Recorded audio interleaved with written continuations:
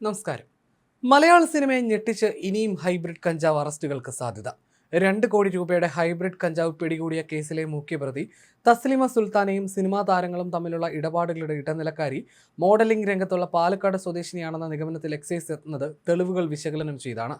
നടന്മാരായ ശ്രീനാഥ് ഭാസി, ഷൈൻ ടോം ചാക്കോ എന്നിവർക്കൊപ്പം ഈ യുവതിക്കും ചോദ്യം ചെയ്യലിന് ഹാജരാകാൻ എക്സൈസ് നോട്ടീസ് നൽകിയിട്ടുണ്ട്. 28-ന് ആലപ്പുഴയിലെ എക്സൈസ് ഓഫീസിൽ ഹാജരാകാനാണ് നോട്ടീസ്. അന്നത്തെ ചോദ്യം ചെയ്യൽ നിർണായകമാകും. ചോദ്യം ചെയ്യലിന് യുവതി എത്തില്ലെന്നും സൂചനകളുണ്ട്. മുൻകൂർ ജാമ്യത്തിന് യുവതി ശ്രമിച്ചേക്കും.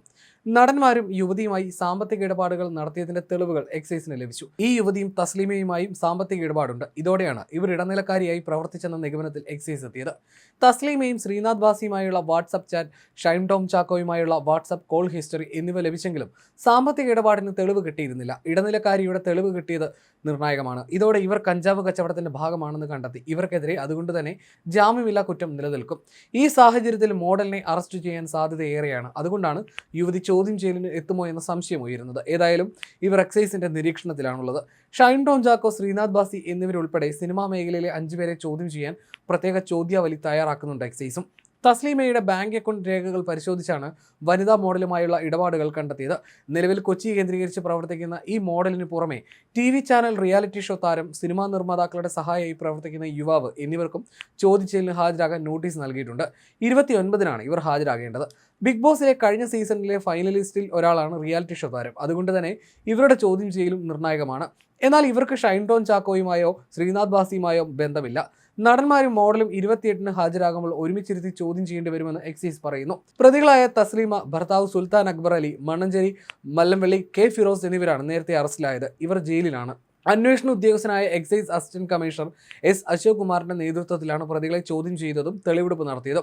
നടന്മാരും മോഡലും തസ്ലിമ സുൽത്താനുമായുള്ള സാമ്പത്തിക ഇടപാട് നടന്നിട്ടുണ്ടെന്നും സ്ഥിരീകരിച്ചിട്ടുണ്ട്. ഇത് സംബന്ധിച്ച് കൂടുതൽ വിവരങ്ങൾ ശേഖരിക്കുന്നുണ്ട്. സാമ്പത്തിക ഇടപാടും ചോദ്യാവലിയിൽ ഉൾപ്പെടുത്തും. കഞ്ചാവ് കടത്തുമായി നടന്മാർക്ക് ഉൾപ്പെടെയുള്ളവർക്ക് ബന്ധമുണ്ടെങ്കിൽ തെളിവുകൾ ശേഖരിച്ച് പ്രതി ചേർക്കും.